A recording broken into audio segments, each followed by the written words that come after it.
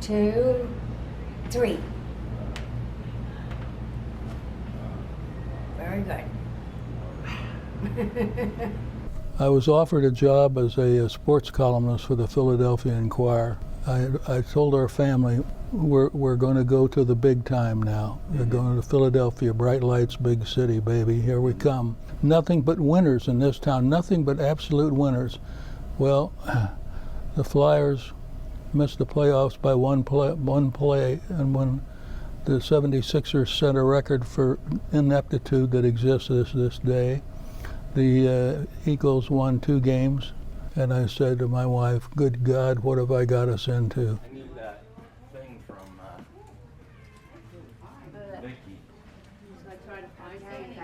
Well, it was a cold night in February, and here we are in the Mentor Center, and the man in the white lab coat asked me, do you know what Alzheimer's is? Mm-hmm. And I said, it's death by inches. He said, yes, and you have it. Mm. And I sat there for what seemed like forever, waiting for this to soak in what he's saying, because what he's saying is, here's a death sentence for you. Mm-hmm. The thing about Alzheimer's is, it doesn't leave a scar. That you don't know, it's come and gone. And one morning you wake up and something doesn't feel right. It's like you're walking through a fog. Mm-hmm.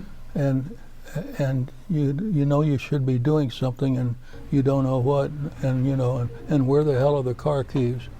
Let me think back to that time and the months prior to that visit. And I remember the visit with you and your wife and your son and daughter-in-law were all there.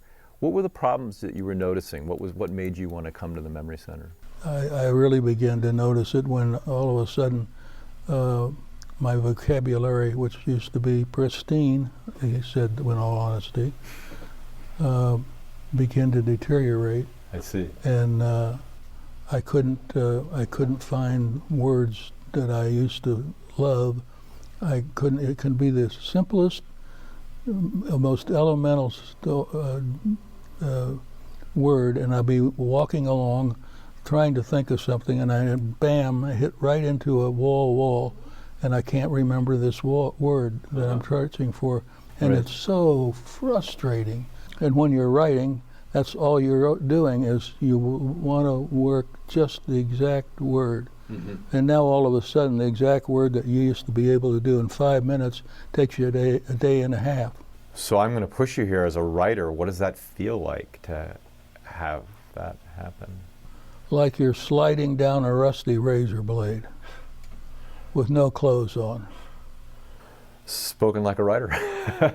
Yeah, well, once in a while, the thing up here, that 3 pounds of gray matter, Yeah. will let something in. I wanted to pick up on this idea of being a patient. And that word, we're both workers in words, has as its origin suffering, pati, to suffer. And I wanted you to reflect a bit, thinking as a patient, are you suffering with this disease? Would you say that? Well, I'm certainly not thriving on it, but thinking about it, yeah. But the same token, I want to fight. Mm-hmm. I want to fight like I did the first time they said, here's your death sentence. Right. I want to, if you're going to be a patient, I'm going to be the best goddamn patient there ever has been. Mm-hmm. Mm-hmm.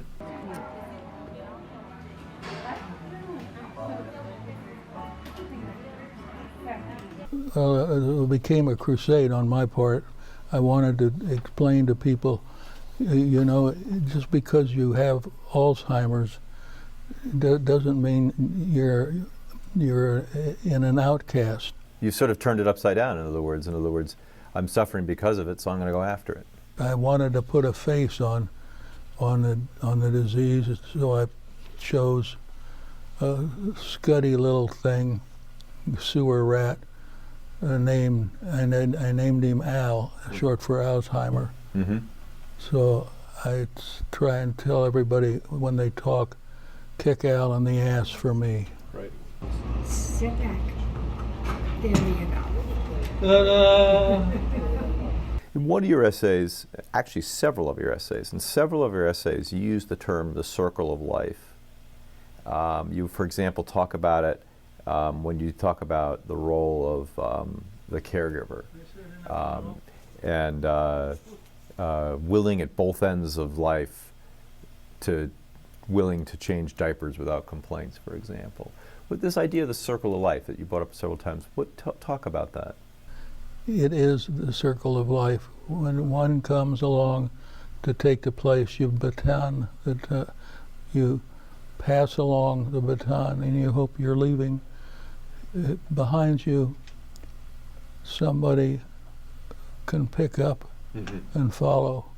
When I had the little guy, our great-grandson, we were out one day and we came to a little hill, and he scampered on up, and I huffed and puffed my way. And, Pop, Pop, hurry up, Pop, come on, Pop, Pop, Pop, Pop, come on. I'm coming, Leon. I'm coming. Mm-hmm. Thank you for sharing that. Well, I'm an Irishman and a romantic, so I call it sunsets. Well, there is kind of a beauty to be found in a sunset, even more so than a sunrise. Yes. So these are two very different writing lives that you've created: the sports writer and the sort of autobiographer of your disease. I'm going to push you. Which one do you think you'll be remembered for? That's easy, because a man came up to me at one of those charity events, and he said, you know, if you can go your whole life and make one memorable thing, then you've had a well-spent life. And do you think that your memorable thing are these columns and writings about having the disease? Yes, because it's affected so many people and in such an impassioned way. I guess I would close with thanking you for doing that. It was my pleasure.